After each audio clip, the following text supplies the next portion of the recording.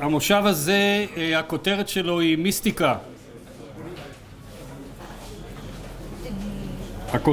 הכותרת היא מיסטיקה. אנחנו במהלך המושב הזה נכיר 3 חוקרים צעירים, ואותי עבדכם שמו בתור מבוגר אחראי שלא ייתן להם לעבור את הזמנים. הדובר הראשון הוא הרב ראובן בושנאק. הרב ראובן בושנאק הוא רב מחנך בברוקלין קולג' בניו יורק מטעם ה-OU. הוא מחזיק בתואר שני בחינוך מישיבה אוניברסיטי ובפסיכולוגיה קלינית בנטורו קולג'. כתב 3 ספרים באנגלית, אחד על הגותו על ספר נצח ישראל של המהר"ל, השני על שיעורים על הפרשה של האדמו"ר מגור, וספר שלישי על הגותו של האיזוויצ'ר. הרב בושנאק ידבר על הנושא של ה-impact of Jacques Lacan's Psychoanalytic theory on רבי שגר. בבקשה, הרב ראובן. Shalom. It's really a zchut to speak with you. Do you hear me? We're good? Show me? Yeah, excellent. It's really a great zchut to speak with you today. I'm so glad we were able to listen to that. So I'd like to start. I know we're not close mine. So in the introduction to the translation of Rabbi Shagar's Shubi Nafshi, Rabbi Shagar, the translation, I couldn't find it in the original, says, "My intention has always been to move beyond the intellectual grasp of the material I teach. My aim is to enable my students to feel the life-changing power that lies in Torah. My effort is aimed to find the proper language that will allow the translation of the words of our sages and Rishonim into an idiom that can be understood in our postmodern world. This must be accomplished without damaging the classic understanding of the Torah as a confidence between the student and God." A friend of mine who's actually a colleague, is a psychoanalyst, therapist, said that he always likes to listen to how mashbi'im, teachers, talk and what they're thinking about, how they're expressing themselves. Because when a psychoanalyst listens to a rabbi talk, he understands really the vision of the world that the rabbi wishes to create. As we know, language narrative creates a world that is the world that the person functions in. And to understand a little bit more of Rabbi Shagar's usage of Jacques Lacan, coming from both of my hats, both of my disciplines that I'm engaged in, both as a psychotherapist and as a rabbi, as a rav of a college campus, in terms of trying to define this new language. In another introduction from Rabbi Shagar, the letter that he wrote to the Vad Kavim, the Vad, the Yun, shortly before his passing, he similarly writes that for many years I've devoted the bulk of my efforts to developing a personal existential discourse that by its nature appeals to the individual whose position, often in conflict with the demand to repair society. Yet to my mind, the rectification of the personal must also bring about an elevation of the social realm. Now, it's important that with these couple of lines, that we really understand what Rabbi Shagar's kavanah, what his intent was, definitely through the mabat, through the view of Lacan's psychoanalysis. Lacan wrote or spoke extensively about 3 levels that Rabbi Shagar quotes quite often, the notion of the real, the réel, as they say in French, the symbolic, they translate it as symbolique, and hadimioni, the imagined. These 3 realms discuss and really explain Mamad Aishi, the man's psychological development as a person. Initially, a person is born just in functioning on the level of the real. The thoughts, the feelings that they have, without being tempered or modified by the society around them. The person exists as a person, as a child, exists as a child with all of his thoughts and his feelings as he grows and he develops in the person's internal dialogue. As they grow and interact with society, then they are given different narratives that they interact with, the way that they speak, impressions, thoughts, and feelings of the society that, at large that surrounds them. This is called the imaginary. The language that they speak, the culture, the tarbut, the religion, the culture within each house.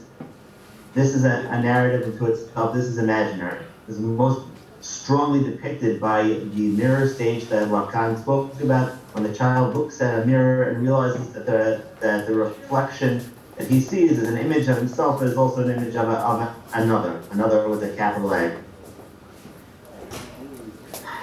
Finally, there's the symbolic. The symbolic is the attempt to make sense of these images that he sees and how this external language, this external narrative pertains to him. Try to find meaning within it and try to make sense of it.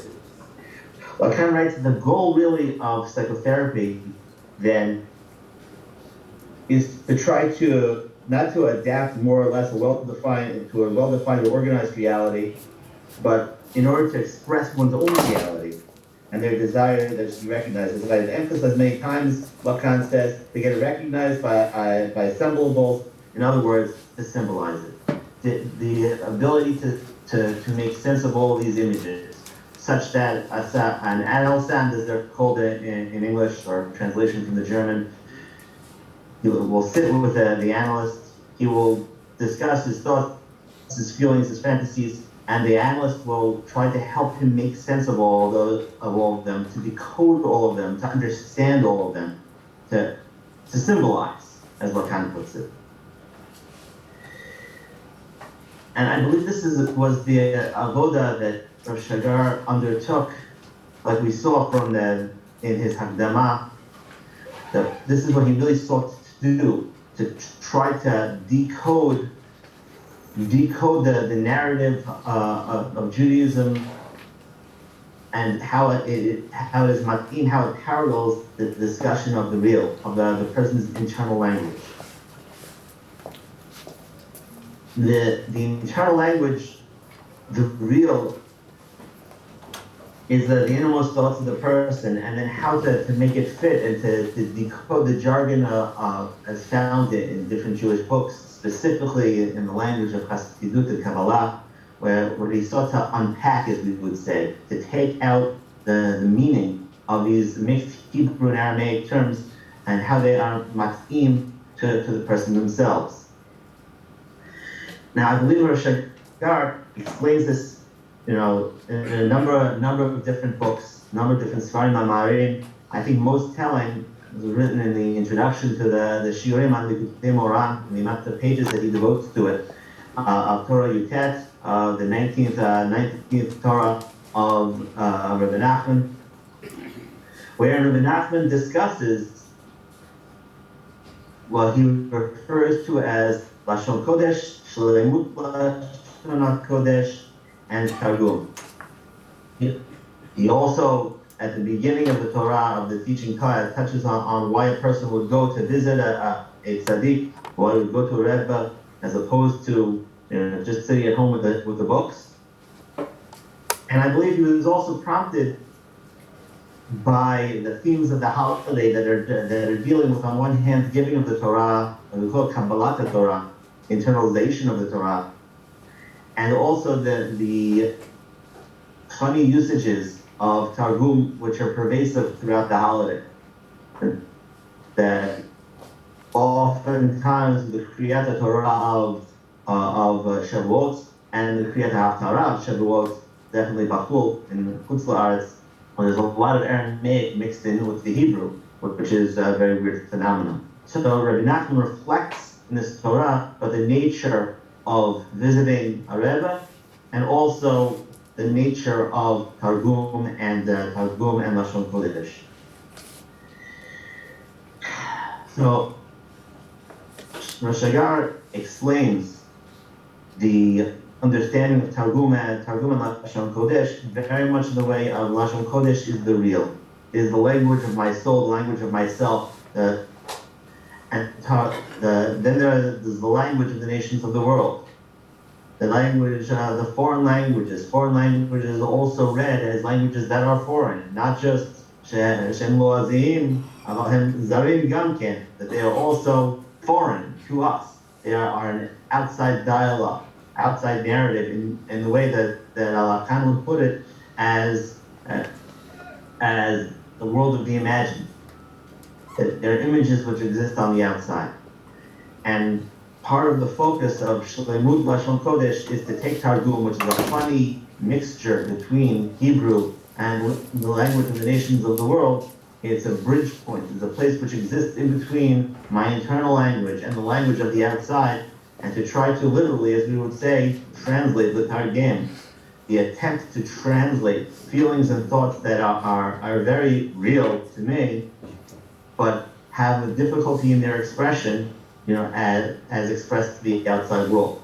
As Rabbi Nachman would put it, Bechinat Lashon HaKodesh. Bechinat is a great word, definitely in these terms, in this framework, because Bechinat is also the attempt to convey over the real and the symbol, and find some symbolic way of conveying the real into a foreign world. Me trying to express my innermost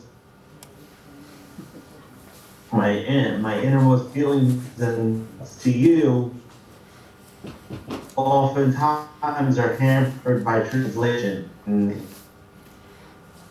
that is pachot o yoter. More or less, they share commonalities with each other. They share commonalities with each other. They share a common denominator with each other. I believe that the teaching, right in the introduction to Shiurim on Likutei Moharan, is that his Shiurim on Likutei Moharan were oftentimes the most personal expression of what Shagar was trying to do, of trying to decode, of trying to find a way, so to speak, to come to a catharsis, to come to a way of decoding the man into some type of symbolic, to analyze both my innermost thoughts, and to be mat'im these thoughts that are very real, in a language which sometimes feels foreign to me, and especially in Kufa, in the postmodern age, where oftentimes as Dr. Soloveitchik puts it, Dr. Chaim Soloveitchik would put it, that the Adut is no longer a Sfat Em for us. It's a little bit of a foreign language. And we are attempting to be able to once again make it our Sfat Em. As Rabbi Nachman would put it, B'chinat Shlemut Lashon HaKodesh, or we're trying to find some way of coming about as linking the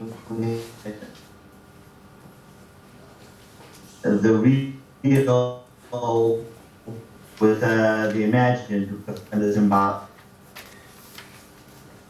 To find a way that this emunah can be expressed, and the idea of Kabbalah at all can be expressed, not coming to nullify my ability of but finding that the idea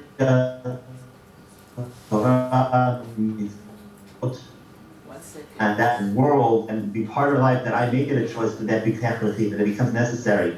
Similarly, Rabbi Shagar also puts it beautifully in the Sefer Sherit Emunah, where he describes the transition from Pesach Shavuot.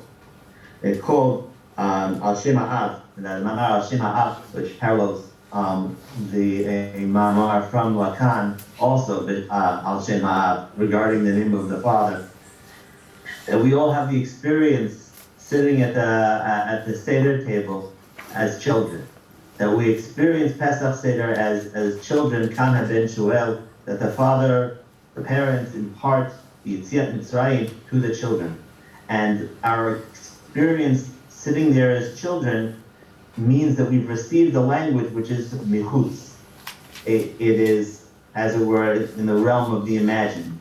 They're images that have been imparted to us by Targut Mishpachtit, by our family. And our challenge then, over the course of Sfirat HaOmer, is a kinyan, that we have to make this entire narrative, the Siyah, then becomes has to become a pet, has to become a personal narrative.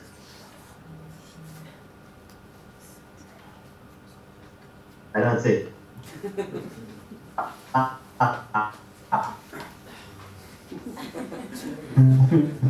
Oh, I gotcha. Advanti, I gotcha. Okay, so therefore, over the course of Sfirat HaOmer, we come to an ofen of kinyan. We speak about the kinyanei HaTorah, and we go from hearing the narrative as children, Al Shem Ha'av, of Yetziat Mitzrayim, to then becoming a kinyan of ourselves, Kabbalat Ma'atan Toratenu, the emphasis on ours. We go and we find some way to take this image and to bring it into the realm of the symbolic, such that it can ultimately be part of the expression of the real, of what's real to us, of what's important to us, what's meaningful to us. And he says similarly that that's how we also find within Sfirat HaOmer, number one, the celebration of Lag BaOmer and the Kabbalistic narrative, the nomenclature of Kabbalah, where we're using the Aramaic terms to express things that sometimes the words are sometimes hard to understand, and then we try to join it with an internal experience, as we call it, Pnimiyut Torah, is speaking directly to the real, to this subconscious level of understanding and feeling that oftentimes belies words.